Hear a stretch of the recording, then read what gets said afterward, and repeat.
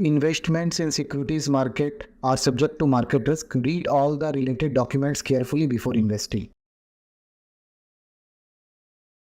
दोस्तों, बजट के fine prints में से आपका भाई आपके लिए एक ऐसा स्टॉक लेके आया है या एक ऐसा सेक्टर लेके आया है जो आने वाले 6 महीने से साल भर में आपको क्या कर सकता है, मल्टी वैगन रिटर्न्स दे सकता है। जी हाँ दोस्तों, आपने वाटर इंफ्रा की रैली मिस कर दिया प्री वाले वीडियो के बाद, कोई बात नहीं। आपने एआई का रैली मिस कर दिया, कोई बात नहीं। रेलवेज को मिस कर दिया, कोई बात नहीं है। आईटी सेक्टर को मिस कर दिया, कोई बात नहीं है। मिड कैप की रैली को मिस कर दिया, वहाँ पे भी कोई बात नहीं है। बट अब ये थीम को पकड़ लीजिए, इस थीम को जाने मत दीजिए, इस थीम को अपने पोर्टफोलियो पे लॉक कर लीजिए। आइए आपको एक एक करके समझाने वाला हूँ। देखिए, बजट 2024 के अनाउंसमेंट में गवर्नमेंट ऑफ इंडिया की फोकस ये है कि वो अपने न्यूक्लियर कैपेसिटी को बढ़ाने की कोशिश कर रहे हैं। इसके चलते गवर्नमेंट चाह रही है कि जो अभी 6.7 गीगावाट्स की इलेक्ट्रिसिटी की प्रोडक्शन उसको बढ़ाया जाए। As of now 22 nuclear reactor से इसको और इसमें 10 का एडिशन करने की गवर्नमेंट की प्लान है। ठीक है, जिसके लिए गवर्नमेंट ने क्या किया, increase funding department of atomic energy के लिए एडिशनल 15,000 करोड़ का फंडिंग किया है। R&D रिसर्च एंड डेवलपमेंट के लिए एक डेडिकेटेड अमाउंट, मतलब इस फंडिंग में से जो गवर्नमेंट का जो बजट एलोकेशन है उसमें से काफ़ी बड़ा पोर्शन R&D के लिए रखा है। पब्लिक प्राइवेट पार्टिसिपेशंस, कि भैया गवर्नमेंट के साथ प्राइवेट कंपनी अगर जुड़ना चाहती तो वो जुड़े एंड इस सेक्टर में अपना इन्वेस्टमेंट लगाए एंड इस सेक्टर में गवर्नमेंट के साथ आगे बढ़े। एंड चौथा, 10 नए न्यूक्लियर रिएक्टर्स गवर्नमेंट बनाने वाली है। तो इनसे देखिए काफ़ी सारी कंपनीज को फ़ायदा मिलेगा एंड कुछ कंपनीज स्मॉल कैप भी है, तो वो आपके वॉच लिस्ट पे ज़रूर होना चाहिए।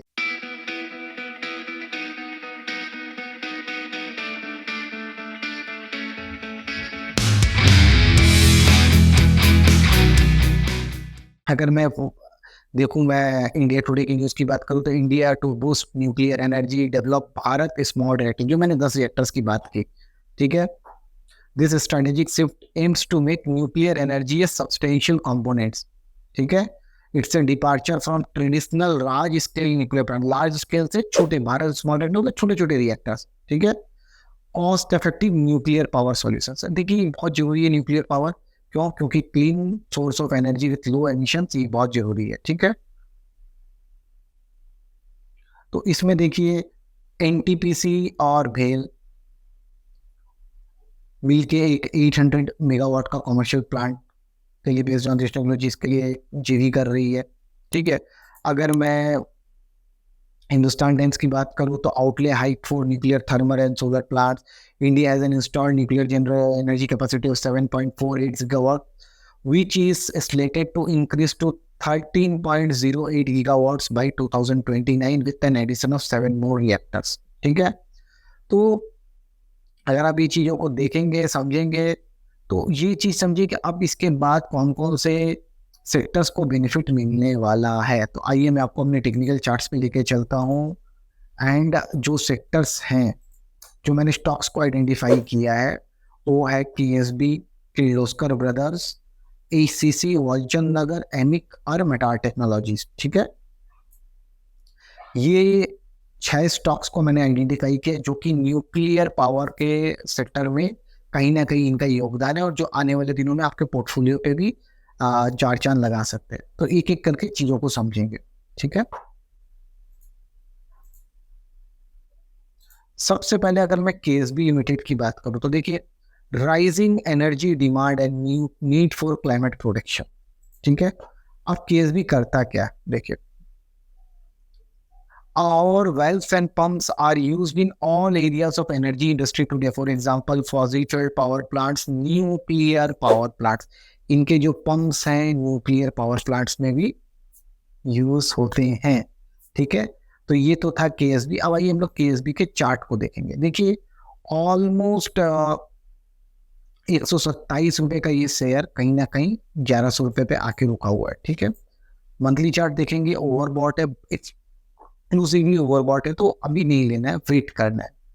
अब वेट करेंगे तो वेट में हमें क्या मिलेगा, हम लोग वेट पे डिपेंड करते हैं कि हम लोगों को काम मिलेगा। वीकली चार्ट में ये करेक्शन दी हुआ है। ठीक है, तो मेरे को लगता है कि कहीं ना कहीं ये हमें कहीं पे भी करेक्शंस पे अगर हमें ये मिल जाता है, ये दोनों जोन में से कोई, अगर ये अपने 50 डेज मूविंग एवरेज या 100 डेज मूविंग एवरेज के आसपास आ जाता है तो हमारे लिए ये स्टॉक को एक्यूमुलेट करना बहुत मज़ेदार हो जाएगा, बहुत अच्छा हो जाएगा, ठीक है।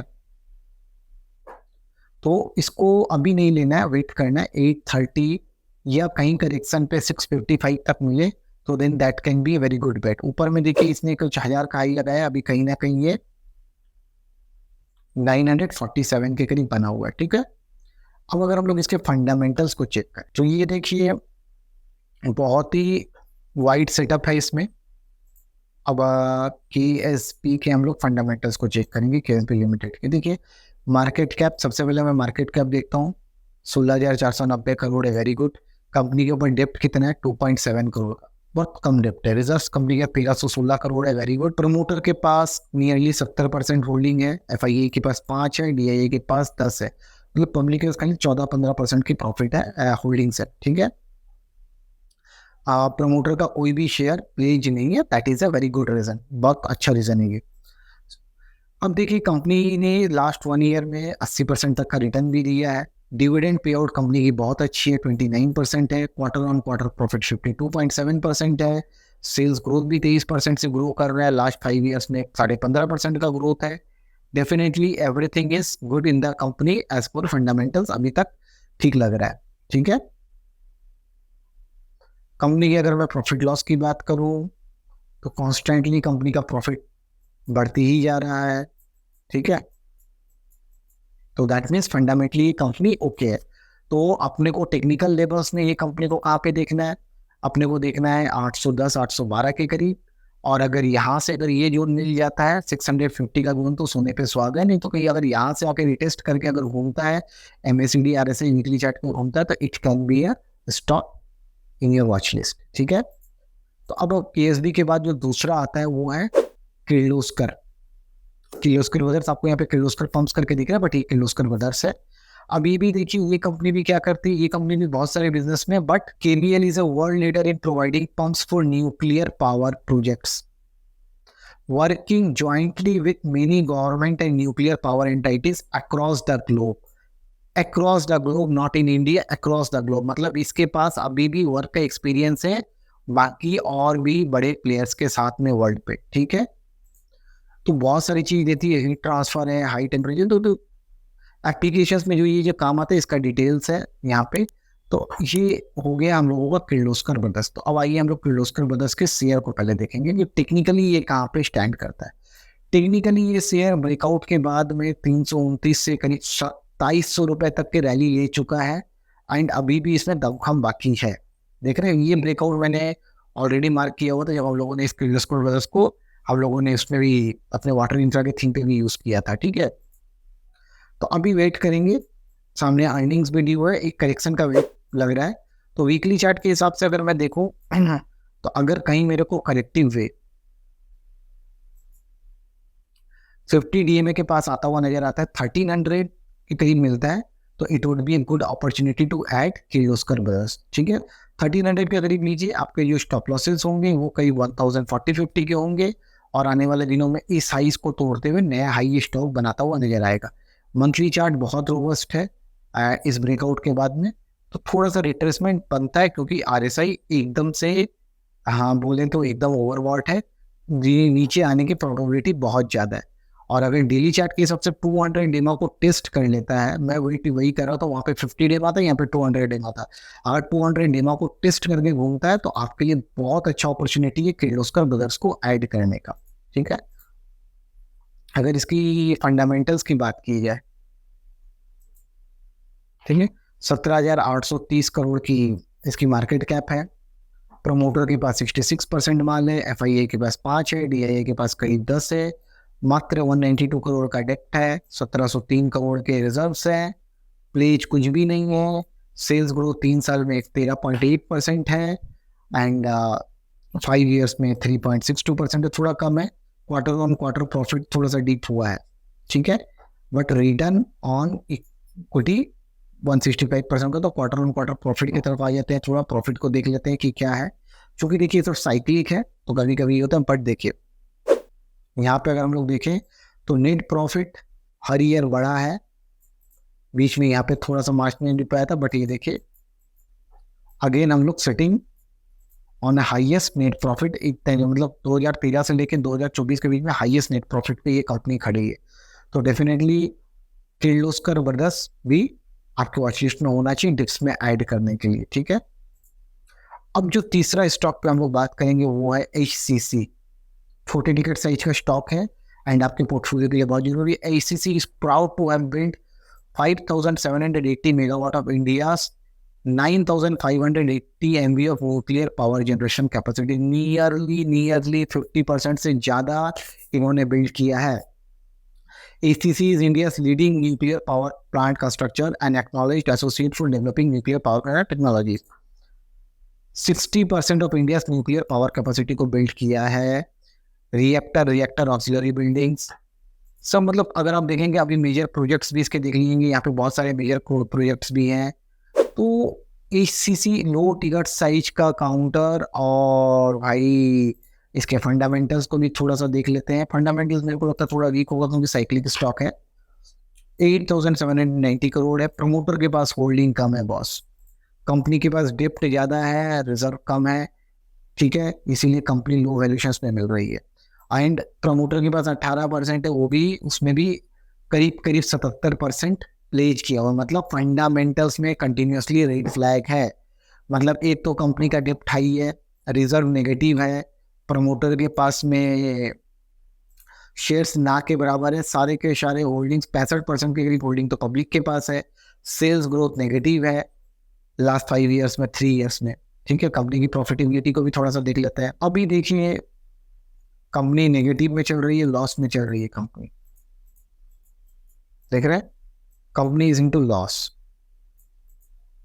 यहाँ तक तो लॉस में कभी एक साल प्रॉफिट आ रहा है, फिर लॉस, फिर प्रॉफिट, फिर लॉस। मार्च 2024 में इसने थोड़ा सा प्रॉफिट दिखाया है 726 करोड़ का, ये है प्रॉफिट बिफोर टैक्स। अब आफ्टर टैक्स आते हैं 529, 331, थोड़ा सा यहाँ से थोड़ा सा टर्न होता हुआ नजर आया था, बट वापस से -28।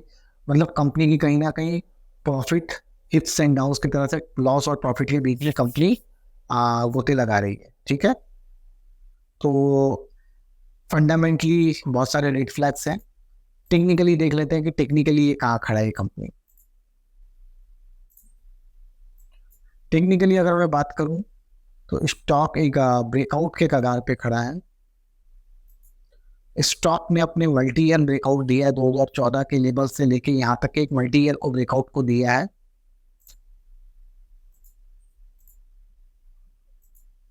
कहीं ना कहीं अगर ये स्टॉक इन लेवल्स को सस्टेन कर जाता है, अगर ये 42 को ब्रेक नहीं करता है तो 66 और उसके ऊपर 122 तक के मूव्स कर लेके जा सकता है। देखिए फंडामेंटली रेड फ्लैग है, तो इस स्टॉक को अगर आप पिक करते हैं तो definitely it will be only on the basis of technical analysis. मतलब इसमें रिस्क का जो फ्लैग है वो बहुत हाई है, रिवॉर्ड है बट रिस्क का पैरामीटर बहुत हाई है। कंपनी धीरे धीरे खुद को रिवाइव करने की कोशिश कर रही है। अब ये आने वाले 3 से 6 महीने या 1 साल का रिपोर्ट बताएगा कि ये कंपनी खुद को रिवाइव कर पाती है कि नहीं कर पाती है, ठीक है। बट अभी फिलहाल टेक्निकली अच्छा है। 40 के स्टॉप लॉस पे ये स्टॉक ऊपर 66 एंड 122 तक जाने का दमखम रखता है। इसके बाद जो मैं नेक्स्ट स्टॉक की बात कर रहा हूँ वो है Walchand Nagar. Walchand Nagar is a pioneer. It has been associated with Department of Atomic Energy, particularly with Nuclear Power Corporation of India Limited and Baba Atomic Research Center for over 4 decades with भारतीय नविका विद्युत निगम limited. मतलब देखिए इसके सब कुछ है, डंप टैंक्स, फ्यूल मैगजीन का, मतलब काफ़ी चीज़ें ये दे रहे हैं। आप इसको डिटेल में इसके वेबसाइट पे भी जाके पढ़ सकते हैं। अगर मैं डिटेल बताने गया तो वीडियो और 10 मिनट लंबा हो जाएगा। That means this company is also associated with nuclear power. तो सबसे पहले इसके बैलेंस शीट पे आते हैं, समझते हैं कि फंडामेंटली स्टॉक कहाँ सस्टेन करता है। मार्केट कैप 315 करोड़ है, डेप्ट कम है 241 करोड़ है, रिजर्व 303 करोड़ है, चलिए ठीक है। प्रमोटर के पास अगेन होल्डिंग लो है, 31% है। FII के पास नेगेटिव होल्डिंग ना के बराबर है। पब्लिक के पास ऑलमोस्ट 68% है। एंड प्रमोटर के पास जो उसमें भी 63% ये है प्लेस्ड किया हुआ है। तो दैट मीन्स फंडामेंटली कोई भी प्रॉस मेरे को नहीं दिख रहे हैं, सब कॉन्स दिख रहे हैं, ठीक है। Companies cost of borrowing seems high, promoter holding is low, ओवी वो है, गिरवी रखा हुआ है भैया, जब बिजनेसमैन गिरवी रखा तो कैसे होगा। अब नेट प्रॉफिट देखें तो again I am not fully convinced with this type of figures. ठीक है, ऑलमोस्ट व्हाट इज दिस, मतलब कंपनी लॉस में ही चल रही, मतलब फंडामेंटली वालचंद नगर के लिए भी मेरे लिए रेड फ्लैग्स है, राइट।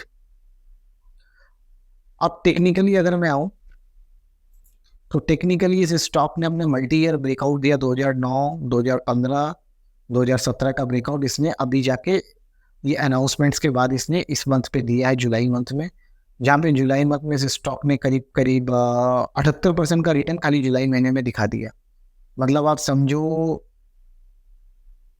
ये स्टॉक भाग चुका है यहाँ से 263 से 400 को, 78% भाग चुका है। अब अगर कहीं रिट्रेसमेंट में स्टॉक नीचे आता है, देखिए फंडामेंटली रेड फ्लैग है, रिस्क पैरामीटर हाई है जैसे कि एचसीसी पे था। अगर आप लेते भी हैं तो प्योरली बेस्ड ऑन टेक्निकल्स। तो अगर मैं वीकली चार्ट पे आऊँ तो कोई डिप मिलता है अराउंड 268 270 के करीब पे, तो वहाँ पे ले सकते हैं, बट मेरे को लग नहीं रहा कि वहाँ तक आएगा, क्योंकि स्टॉक बहुत रोबस्टली भाग रहा है। तो डेली चार्ट के हिसाब से देखते हैं कि कैसे जा रहा है। देखिए ये देखिए स्टॉक, देखिए ये स्टॉक पूरा का प्योरली ऑपरेटर बेस्ड स्टॉक की तरह काम कर रहा है। तो इसमें जो आपकी रिस्क प्रोबेबिलिटी बहुत हाई है। तो शायद मैं बोलूँगा इस टाइप के मोमेंटम को देख के, तो मैं बोलूँगा कि इस टाइप के स्टॉक्स को अवॉइड करिए। कोई भी वालचंद अगर लेने बोले तो एक बार अवॉइड करिए, नहीं लेना है, ठीक है। अब ये जो है मटार टेक्नोलॉजी है, last but not the list, मटार टेक्नोलॉजी है। पहले इसके टेक्निकल्स को समझेंगे। ये स्टॉक बहुत अच्छी जगह पे डबल टॉप के करेक्शन के बाद में, मंथली चार्ट के बाद में, ये बहुत अच्छी जगह पे आके खड़ा है। मटार टेक्नोलॉजी ने एक एंट्री के प्रोबेबिलिटीज देखने मिल रहे हैं वीकली चार्ट पे, बहुत इंपॉर्टेंट ट्रेंड लाइन के सपोर्ट पे है वो। तो आपके जो स्टॉप लॉसेस होंगे वो बहुत लो है, 1814 के करीब है, और यहाँ से हाई हम लोगों को ऊपर 2500 तक के देखने मिल सकते हैं। तो मटार टेक्नोलॉजी टेक्निकली बहुत अच्छा लग रहा है। अभी इसके फंडामेंटल्स को भी थोड़ा सा हम लोग देख लेते हैं। 5734 है, ठीक है। डेप्ट 190 crore, reserve 646 crore, promoter holding 36%, FIA 7, DIA 16, please ठीक है 8.5% है, ओके है। सेल्स ग्रोथ 25%, 33%, डेफिनेटली प्रॉफिट नहीं है बट सेल्स बढ़ रही है, ओके। तो नेट प्रॉफिट कंपनी धीरे धीरे खुद को रिवाइव करने की कोशिश कर रही है, कहीं ज़्यादा रेड फ्लैग्स नहीं देख रहे, मिले जुले फंडामेंटली मिले जुले ये है। तो we have been contributing to India civilian nuclear power programme over past 4 decades and established relationships with leading Indian organizations such as NPCI है ये। तो ये भी कहीं ना कहीं डायरेक्टली इनडायरेक्टली मटार टेक्नोलॉजी भी न्यूक्लियर थीम का बेस है। एंड इसके जो स्टॉक है अभी एकदम से सपोर्ट के पास है। तो आपको 1800 या 1750 के सपोर्ट पे इस पे ट्रेडिंग बेट ले सकते हैं आप। आपके जो टारगेट्स होंगे 2200, 2350, 2500, और उसके ऊपर निकल गया तो 3100 तक के टारगेट इस स्टॉक पे देखने मिल सकते हैं। आशा करता हूँ कि जिस तरीके से मैंने एनालाइज किया और जो मैं आपको सिखा पाया, आपको समझ में आया होगा कि कैसे हम लोग एक थीम को आइडेंटिफाई करते हैं, और ये $1 मिलियन न्यूक्लियर थीम को जो मैं आपके पास डिकोड कर पाया, आई होप आपको समझ में आया होगा कि कहाँ मैंने रेड फ्लैग्स खोजी, कैसे मैंने टेक्निकल्स को देखा, कैसे मैंने फंडामेंटल्स को देखा, कैसे कंपनी के वर्क मॉडल को समझा। बहुत छोटे में प्रिसाइज में आपको समझाने की कोशिश किया हूँ। अगर वीडियो पसंद आया तो लाइक कर दीजिएगा, थम्स अप दे दीजिएगा, और अपना प्यार ऐसे ही बनाए रखिएगा। थैंक यू वेरी मच दोस्तों, थैंक यू।